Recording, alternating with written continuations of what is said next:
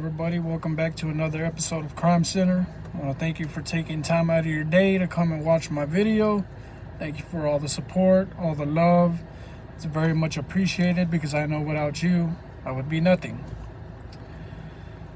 So today's video, I've always done videos having to do with killings, violence, introductions to what the prison system is like. So I figured, today I'll do a video on something funny. It may be found funny to some, and it may be sad to others. To me, it's kind of both. So got that Houston Astros championship shirt 2017. I don't know if there's any Astros fans out there. If there is, what's up? And I know a lot of people hate the Astros. But anyways, so I'm going to tell you a funny story today about something that happened when I was in prison. So I don't know how many of you out there are familiar with the small details of prison. I don't know who's ever heard of hooch before. For those of you who have no idea what hooch is basically alcohol. They get the fruit, they let it ferment, they throw it in the bags, sugar, yeast, all that good stuff, let it sit there. It blows up, you burp all the air out of it. Once that's done, once it's sat there long enough, you pour it, strain it, and then the strained liquid is basically like liquor. So this is what we used to make a lot in prison. It was a very popular and very common thing. So one day, this was like maybe 3-4 years into my sentence, I'm making a bag of hooch. And we had just come up with a different way to do it to try to make it stronger. And so that's what we were trying. I went through the process of making the hooch, and maybe, I don't really remember, I know it was a few days, maybe even closer to a week. We get it, we strain it, pour it in a cup, and we give it a try. And it is fire. Now let me tell you, the batch that I made that day was better than any other hooch that I had made before then. It tasted like straight vodka. Strong. Now don't get me wrong, hooch tastes like crap. It's one of the nastiest things you'll ever taste. It doesn't matter how much sugar you put in there, it's gonna taste horrible. But the point is, people want to have it ready by Friday, Saturday, so you can spend the weekend, with your homeboys or acquaintances, and you can sit there, drink, just like you're out here, out in the world, chilling with your homeboys at a bar or at home having a party, whatever, Just want to sit there, take our mind off of stuff, drink a little alcohol, try to make the best out of a crappy situation that we're in, and just relax. So once I tasted it and I knew it was good, I opened up shop. I'm gonna sell this, $8 a cup. Now the cup's pretty big cup. It's cups we used to get for our coffee, not a mug, but an actual cup. Sell one of those for $8. You have like a 5-gallon bag, so you're gonna make some money off of it. So there's this one dude. He's affiliated. I'm not gonna say what he was affiliated with. I don't want anybody to get offended, get butthurt, none of that. But this guy was affiliated.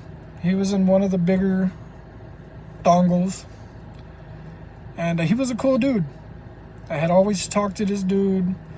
I wouldn't say we were friends, but we talked a lot, kicked it for a little bit, and that was it. So this guy's one of them dudes that has money. Like, I don't know if it's his family sending him all that stuff. I don't know if it's his wife or he already had that in a bank account. I have no idea. But this guy spent money. He had commissary for days, for weeks, for years. He had a lot of money. He's the type of dude that would put $200 worth of commissary on the Super Bowl. And somebody else crazy enough to do that would do it. And they would also make bets throughout the game. I got $200 this team wins. And I got $100 that they're winning this quarter and this quarter. They're crazy stuff, right? They'll even place a damn bet. I bet you he gets a touchdown on this play. $20. Yeah, I like to gamble, but that's way too much for my liking. I didn't have it like that. I had money, but I didn't have it like that. He's always busting big spreads, looking out for his homeboys. You know, he had a lot of love for his city. He was a good dude. Easy to talk to. Fun. Wasn't boring. Didn't play all those little slap-ass games that a lot of the dudes in there played. He was an alright guy. So he comes up to me and he's like, hey, how much you selling that for? I tell him $8 a cup. So he's like, all right, let me get one. Let me see what it tastes like. And if it's all right, I'll come back and get more. So, all right. Give him a cup. He takes off over there. He goes with a little group of his homeboys. They're over there talking and chopping it up. I see him take a sip. He passes it around, let his homeboys taste it. And I guess they liked it because they smashed that cup fast. Comes back over to where I'm at. Hey, let me get 2 more of those. And this time a couple of his homeboys followed. Hey, let me get a cup. Let me get a cup. So I'm throwing all this commissary in my commissary bag. And I go in my cell and I bring out their cups. Go in there and pour it real quick. Boom, boom. Here you go. They're having a good time. So this dude's already been through 3 cups, right? If you have hooch that's half-ass good,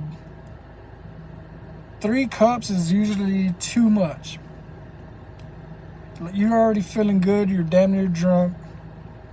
4 cups, you're drunk. So he comes back and asks for 2 more. That'll put him at 5 cups that he drank by himself. And I was like, man, I'm not trying to get the dorm hot, man. Like, he's like, nah, you're good. Don't worry about it. I don't even trip like that. I'm a nice person when I'm drunk. And plus, my homeboys are right here watching me. I was like, all right. So I give him 2 more cups. He drinks those. Now he's out of there. Stumbling around. Wants another cup. Can't even get up to come tell me. So he sends one of his homeboys over there. And I was like, I mean, I already told him, but he didn't want to listen to me. And it looks like his homeboys are pretty much, they got him. They ain't going to let him crash out. Crash out meaning doing something stupid that's going to get him and everybody else in trouble. So, give him another cup. I've already sold so many cups, I closed down shop because I'm trying to save some for me and my celly. Me and my celly took all the risk, we want to drink too. And that's funny because I've been out now 10 years. I did 10, I've been out 10. And that entire 10 years that I've been out, I've drank maybe twice. And one of the times I drank, it was like 2 beers and I wasn't even feeling it. I don't drink anymore. I don't do a lot of things I used to do anymore. I'm more about bettering my life, trying to excel in the things that I do, and try to make stuff happen. Like YouTube. I've always wanted to do YouTube, and here I am giving it a try, trying my best. But that's why I always say, I want to let y'all know, y'all are more than welcome to come and tell me what you think I can do to make my videos better. What do you think I should stop doing? I'm open to criticism. A lot of people might get butthurt about it. But I'm not the type that's gonna get offended, because I feel like by people telling me what they feel, these are the same people I'm trying to entertain. As long as they do it in a respectful way also, you know, like, I'm not down with all that disrespect and beefing with people, and I'm not trying to do all that. I live my life, I go to work every day, I do YouTube videos when I can, I try to entertain people, you know, trying to get a little, I don't want to say fame, but I'm trying to be noticed a little bit. Trying to do something with my life that I've never done before. So it is what it is. So anyways, this guy had way too much to drink. His homeboys are making him sit down now. Like, you gotta sit down. You're stumbling, you're slurring your words, and you smell like straight alcohol when anybody gets near you. A guard comes near him and he tries talking to the guard, it's over with. They're gonna lock this dude up, they're gonna come in there and they're gonna check everybody's cell until they find where that hooch is at. So they're making him sit down right on the benches, right in front of the TV, like, hey, pretend you're watching TV and chill out. So he does, but he still got, I guess, like a half a cup or something. He's still sipping. So me and the dudes I was chilling with, I went and I got my little coffee cup and filled my coffee cup up with hooch, so that way I don't make it obvious and I can sit at the table, play some spades, you know, just chill. I'm sitting there sipping on my cup, my little coffee cup, and I started hearing commotion. Now in prison, when you hear commotion, everybody automatically looks. It could be violence. You don't know if that violence is aimed at you. You don't know if you're gonna have to pop up out of your chair and defend yourself or do something. So anytime you hear a bunch of commotion, it's like everybody's ears goes up like a dog. Boom, real quick. And I noticed that all the dude's homeboys who were standing around him are backing up like, oh, shit. And I'm looking like, what happened? And they're like, oh, damn, homeboy, oh, that's fucked up. Some are laughing. Some of them are like, damn, that's messed up. And we're sitting there looking like, what happened? This dude gets up and he's lifting his pants, trying to walk away slowly. And some of his homeboys are right on the side of him trying to guide him to a cell. This dude sat there and got so drunk that he shit his pants. Not a little bit, but a lot. Like, I don't think he could control himself. Anything he had in the chamber, it was out. And I remember, like, wanting to laugh so bad, but I was like, man, nah, because, you know, people might get offended. You know, like, you don't want to start nothing. It's a sad thing. Like, you don't want to see another grown-ass man shit his pants. But at the same time, it's funny. Like, it's hilarious. But it is what it is, right? So his homeboys walk him to the thing. He got little pieces of doo-doo falling out the bottom of his pant legs. And one of his homeboys walks behind him. And this is a real homeboy. Like, a lot of dudes wouldn't have done this. He gets some toilet paper, follows behind the dude, and picks the shit up to throw it away. They guide him to his room. They take him to the shower area, and they make him take a shower. Grab the clothes, wrap them up, and they chunk them in the trash. You could always get more clothes. And you can hear, like, so much, like, bickering going around. Not bickering, like, gossip. Everybody's gossiping. Some people are laughing. Some people are like, man, that's messed up. Some people are like, this dude, like, they're mad about it. Like, why would you put yourself in that situation? And his homeboys, from the looks on their faces, some of them were offended.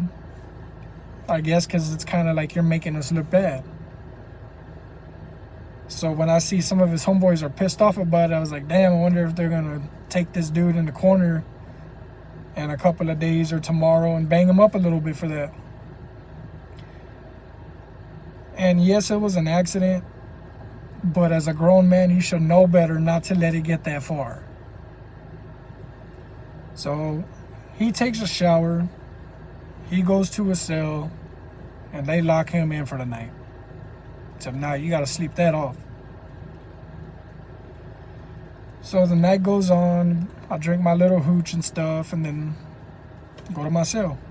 It's probably about close to 1 o'clock now. They're about to lock us down for the night. And that's it. The next day, whenever we get up, we're outside doing our regular stuff, our regular routines. And I see old boy come out of his cell. He got his hair slicked back, looking brand new, fresh, alert.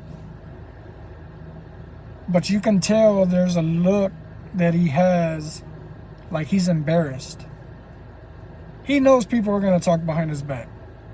But those same people that are going to talk behind his back aren't going to do it to his face. So he's a brand new man. He comes and tells me, hey man, appreciate you selling that stuff last night, man. That shit was fire, bro. I was like, yeah, that's what's up.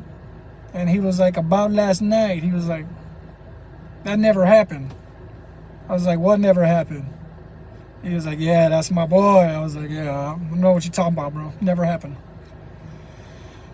He did end up getting a discipline. 2 of his homeboys went in the cell with him, and they fought for a little bit. And later on, I find out that the reason why they fought a little bit is exactly what I just finished telling you a minute ago. They felt like he shouldn't have let it get that far, and he embarrassed the entire group just a little bit. So prison could be very violent. It could be sad. It could be depressing. But there's those few times, every now and then, where you can actually have fun, where you can enjoy yourself, at least at that moment. And that's what hooch used to do. It lets you have one of those rare moments. But like always, you got to watch what you're doing, because things can come with that if you have too much fun. You always have to hold yourself to a higher standard than anybody else if you're in some kind of gang, some kind of family, whatever you want to call it.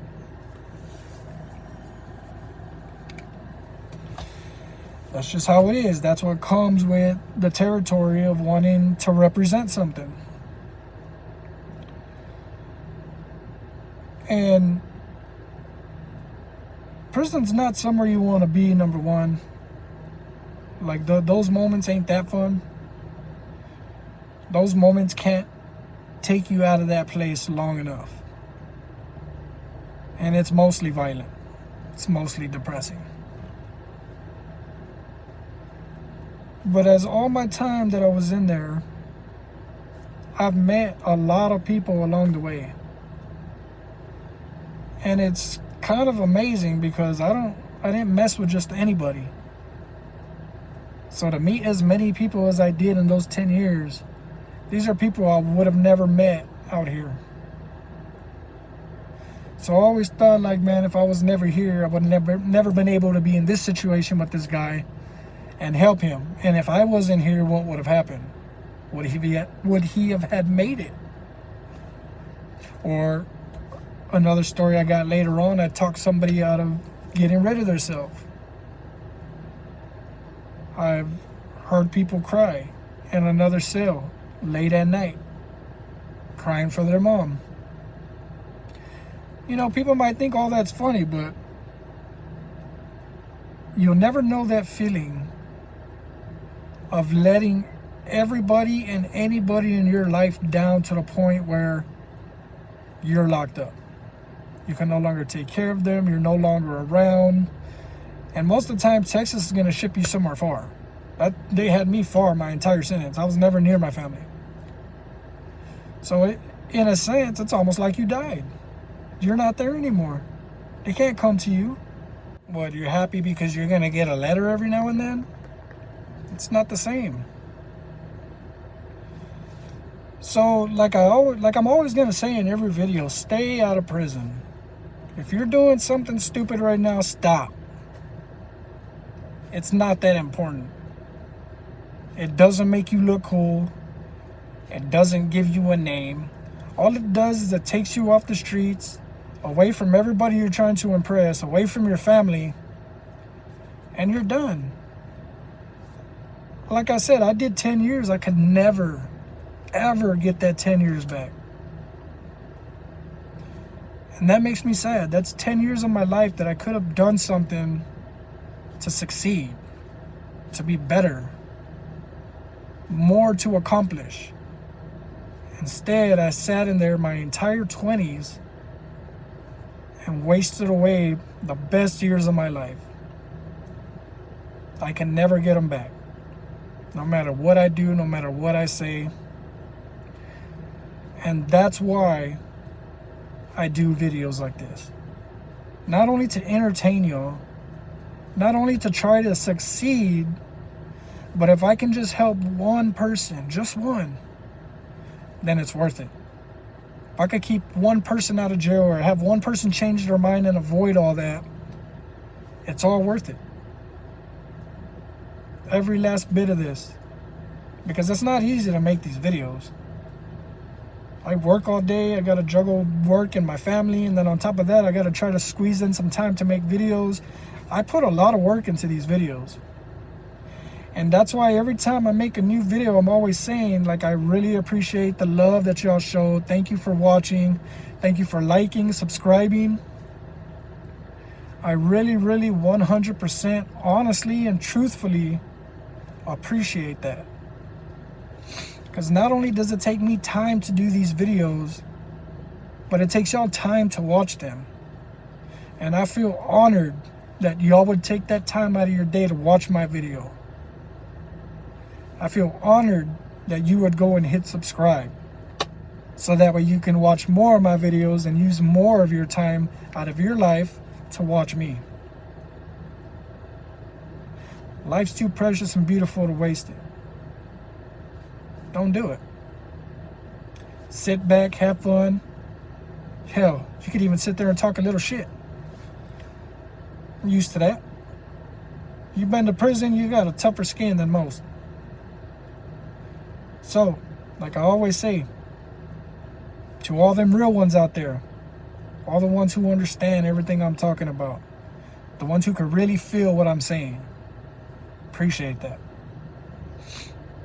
Now, my next video, we're going to get right back into it. It's probably going to be out tomorrow sometime. And I'm going to go off of the video previous to this one. The video previous was my introduction to prison, what all happened. And I'm going to try to do it in somewhat of a timeline, so that way you can see exactly how my 10 years went. But you have to remember too, there's going to be videos like the one I did today that are just going to pop up just because it's different, or just because I remembered that story. Because of a lot of the times I'm sitting there and I'm talking to people at work because one of the guys been locked up, and I'm like, oh man, I forgot all about that. It reminds me of something that I did or saw. So when that happens, I'm going to bring you that extra video. And like always, like I always tell y'all, feel free to get in those comments and let me know what y'all want to see. Ask me if I've experienced this, so that way I can talk about it. If I haven't experienced it, I'm not going to make a video on it. Everything that you get is 100% honest and true. It's either something that I've been through, something that I saw. If I didn't witness it, or if I wasn't involved in it, you ain't getting a video on it. I just got to be honest. I'm not going to sit here and make stuff up. I want to entertain y'all, but I want to entertain y'all with the truth, so that way y'all know exactly what's coming to the people who mess up and go to prison. If you were to mess up and go to prison tomorrow, and you watched all my videos, everything that I've told you so far is true, and you'd be able to know what to expect in there. So I'm going to go on my next one. It's going to be kind of like in a timeline. And you could expect that one tomorrow. I want to thank y'all once again for watching my video. Thank you to all the real ones. Thank you to the ones who like and subscribe. I experienced a bunch of things. And all I'm doing now is retelling it. Like a little movie in my head all the time. So, get ready for the next video. Get ready to hit that like and subscribe if you haven't already. Thank you for showing love. And until next time, like always, stay tuned.